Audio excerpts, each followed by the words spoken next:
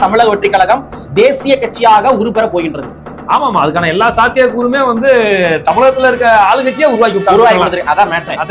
ஆளுங்கட்சியே உருவாக்கி விட்டாங்க.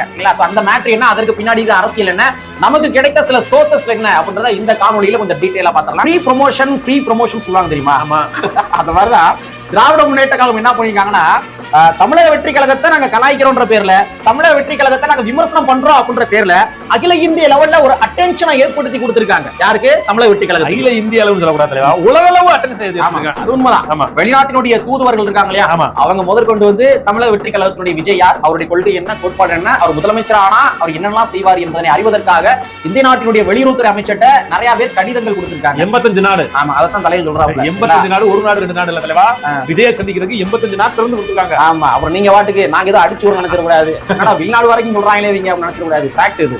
வெளிநாட்டு தூதுவர்கள் பலரும் விஜய் குறித்து அதிகம் தெரிந்து கொள்ளவும் அவரை சந்தித்து பேசவும் தயாராகி வருவது பரபரப்பை ஏற்படுத்தியுள்ளது. இந்தியாவில் கிட்டத்தட்ட 85 நாடுகளின் தூதரகங்கள் உள்ளன. இதில் பலரும் வெளியுறவுத்துறை அமைச்சர் ஜெய்சங்கருக்கு கடிதம் எழுதியுள்ளனர். அந்த கடிதத்தில் நாங்கள் எப்படியாவது தமிழக வெற்றி கழகத்தின் தலைவர் விஜயை சந்திக்க வேண்டும், அதற்கான அனுமதி வேண்டும் என்று குறிப்பிட்டுள்ளனர். வெளிநாடு தூதுவர்கள் இந்தியாவின் மாநில கவர்னர்கள், முதல்வர்கள், அமைச்சர்கள், எதிர்க்கட்சி தலைவர்கள் உட்பட அனைத்து கட்சி தலைவர்கள், தொழிலதிபர்கள் உள்ளிட்டோரை சந்தித்து பேசலாம். ஆனால் மத்திய வெளியுறவுத்துறையின் முறையான அனுமதியை பெற வேண்டும். இந்த அனுமதி இல்லாமல் தூதர்களோ அல்லது தூதரகத்தின் சீனியர் அதிகாரிகளோ யாரையும் சந்திக்க முடியாது. எனவேதான் இப்போது விஜயை பார்க்க அனுமதி கேட்டு கடிதம் எழுதியிருக்கின்றனர். பொதுவாக இந்தியாவில் நடக்கும் பார்லிமெண்ட் தேர்தல், சட்டசபை தேர்தல் தொடர்பாக தங்கள் நாட்டின் அரசுக்கு இந்த வெளிநாட்டு தூதரகங்கள் ரிப்போர்ட் அனுப்புவது வழக்கம். அந்த வகையில் தமிழகத்தில் புதிதாக துவங்கப்பட்டுள்ள தாவிக விஜய் முதல்வரானால் என்ன செய்ய போகிறார் என்பது தொடர்பான பல விவரங்களை அறிந்து கொள்ள வெளிநாட்டு தூதர்கள் ஆவலாக உள்ளனர்.